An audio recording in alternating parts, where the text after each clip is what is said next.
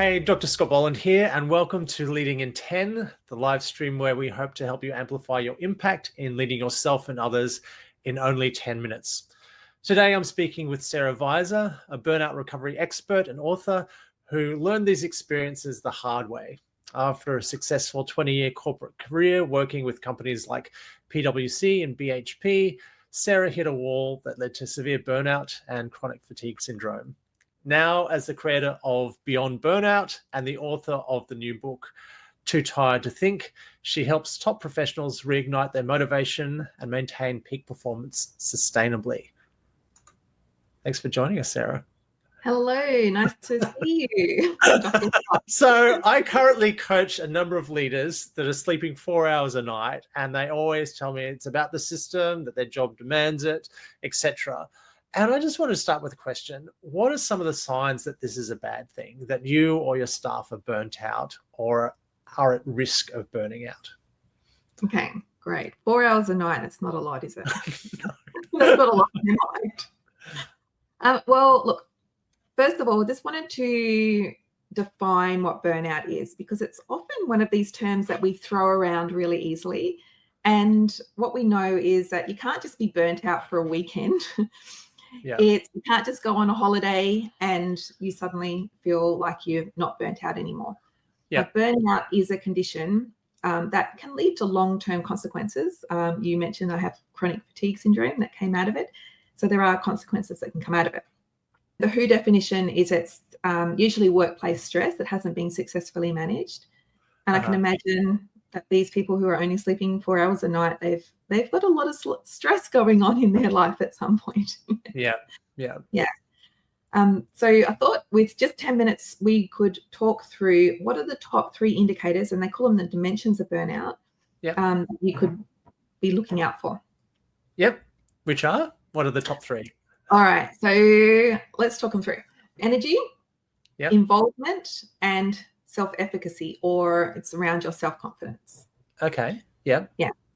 So energy. Now, burnout is clearly something that leads to a lack of energy. It can lead to exhaustion. It can lead to trouble sleeping. It can be that you're sleeping long hours and then waking up feeling unrefreshed, or you just have that anxious grind that happens usually around 2 or 3 in the morning, where you're just waking up and going, oh, I just cannot get enough sleep. Yeah. Then what comes with energy is these other effects, things like we get brain fog. Now, this is a big one where you start to maybe be a little bit absent-minded. You might be forgetful, start wondering where you put your keys, all those types of things. And you might not think that relates to burnout. So these are the things that we're starting to look out for. And then the other one around our energy is that you might start noticing that you have big emotions. Okay. Yeah. These are going to be emotions like it can be rage, irritation, anger, grief, sadness, any type of big emotion that you're starting to see, like road rage is a big one. Yeah. Crying easily. All of these are really big indicators of burnout, and your energy is being affected. Yep. So that was the first indicator. The second indicator is around, I call it involvement. Yeah. And this is where you want to put some mental distance between yourself and your job, and maybe even yourself and your life. If you're starting to say things like, oh, I just can't be bothered, that's a big sign that you might be heading to burnout. Yeah. It can be like, for me, when I was working and heading towards burnout, I was quite a social person, and I honestly just didn't want to be around people. I wanted to just do my work.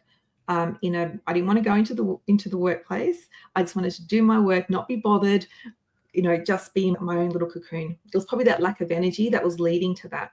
Yep. So involvement, you're starting to kind of like show these signs being a little bit more prickly. Okay. Yeah. And then the third one is around self-efficacy, or this is like the self-confidence that we have. Yeah, right. Yeah. And this is a big one. This is where really good people, like people who previously had so much self-confidence, start to really doubt themselves. And that's such a shame. And then that can lead to a kind of like more of a ripple effect where other people start to doubt you. If you're doubting yourself, then people might doubt you as well. So yeah, energy, involvement, self-efficacy. They're the 3 big signs to look out for. And just hearing you talk about that, there seems to be an element of social contagion around this as well. So if you're showing up like that in the workplace, there's going to be a flow-on effect to everybody else around you, in the sense that you're not going to, exude confidence, you're not going to have warm relationships, you're not going to be motivating other people. So there's going to be this huge flow-on effect for everyone else around you in your personal and work life, I'm guessing. Yes, correct. I always say that burnt out people burn out people. Really interesting. Really interesting. It's like it's this social contagion. I guess the science of it says that we mirror the emotions that we see around us. And if we're starting to have big emotions, if we're starting to not want to be around people, if we've got that rage, if we're starting to doubt ourselves, then it can have that flow-on effect, especially if you're a leader. Imagine what effect that would have to the people below you. Yeah, exactly. So now the most difficult question, what can people do about it? It's a huge topic, I know, but some practical tips. Got it. When I was looking around for what to do, one of the OGs of burnout, the person who spoke about it the most, was Arianna Huffington. And she went through burnout, and she talked about it before, when I burnt out in 2017. It wasn't really a topic that we knew much about. It's become more obvious now, especially with COVID. It's done us a bit of a favor. Yeah. But Arianna, she talked about the 5 principles that she's used to be able to really bring down her chance of burnout and to bring her life more back in alignment. Yeah. So these are really simple. You're going to probably go, hang on. Yeah. It's sleep. Yeah. And that sleep is more than 4 hours a night. Yes. Yeah. And it's good quality sleep. Yeah. It's nutrition, what you feed yourself, how much you drink. It's movement, not doing too much physical activity, but moving your body every day and in ways that feels joyful. Yeah. It's stress management, which is a huge topic all in itself. I know. Yeah. But then the last one we miss a lot of the time, and that's human connection. Right.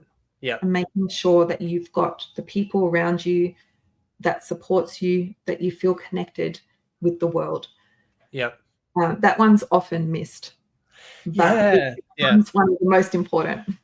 Definitely. So everything you've said is incredibly evidence-based. So that connectivity, we know that warmth of relationships is the number one predictor of nearly every metric of success, from health, from longevity, from productivity to everything else. But generally, it's the first thing that gets thrown out of the window when you're stressed and tired. Yeah. So exactly right. Yeah. So, you forget about your family because you're working ridiculous hours. You're not emotionally engaged with the people in your workplace because you're so task focused rather than people focused. And as you said, that's first thing that gets thrown out of the window, but one of the most important things. Same with sleep.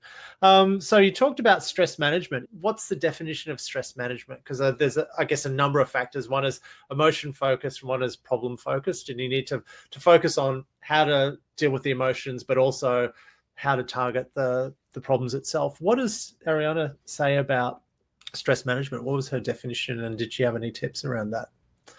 Well, stress management's going to be very individual for everybody, right? And you and I have spoken about things like meditation and mindfulness, which most people kind of get a twitch when you say that. So I often talk about there's 9 ways of feeling mindful, which can be just sitting quietly with a nice cup of tea or like a warm drink and just feeling like being mindful in the moment. Yeah. So stress management might be, for someone else, it might be that they use exercise. So physical activity is a way of releasing the stress from their body. For someone else, they like to talk it through. Yeah. It's like then that's that warmth of the human connection that goes around you. For someone else, they just want to sit in a nice quiet corner, or have a good sleep or read a good book. So stress management needs to be tailored into what really is going to work for you. But the idea of all of these, I guess, and particularly stress management, is that it can't be something that you do once. Yeah. It's not a tick and flick exercise. It's something that you need to build into your day, into your weeks, into your months, your calendar. For me, I have a calendar that's color-coded. So this is a quick tip that I know a lot of my clients get a lot of value from. I'll just grab some things here. I color code my calendar, and I actually have a physical calendar as well as an online one. So work gets a color, connection gets a color. Yeah, oh, interesting. Yeah. Color, and I don't have a green, but if I had a green, physical activity gets a color. Yeah, right. And I map out my week ahead of time. Interesting. To make sure I've got enough of the connection and the exercise. Nice. I put them in first.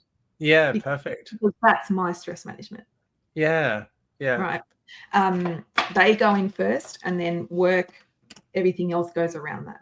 Yeah, and I think just the thing that I might add to that is that the evidence sort of shows that when you engage in those activities, there's this replenishing effect as well. So it doesn't just bring you joy at that point in time, it actually undoes the physiological effects of stress. So you're more capable of dealing with those stressful events at work.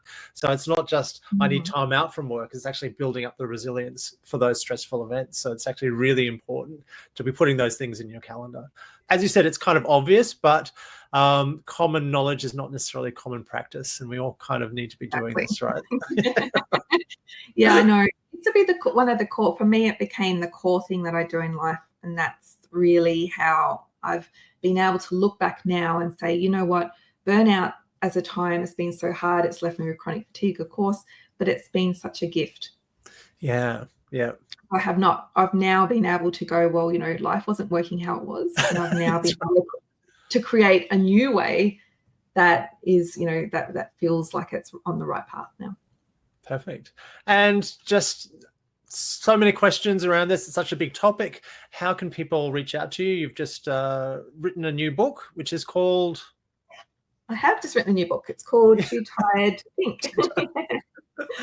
So, it actually only just came out yesterday. It's very topical. It's around my experiences with chronic fatigue syndrome. And it's very relevant, though, for anyone who has fatigue, long-term fatigue from any type of condition. We know lots of long COVID around at the moment. I was going to say too, with your audience, I have a burnout symptoms checklist that I use with my clients. So if anyone wants to know a little bit more about the burnout symptoms themselves and just go through this quick checklist, and I've got some tips around that, they can reach out to me on LinkedIn or through my website. Perfect. Thank you so much. Thank you. Cheers.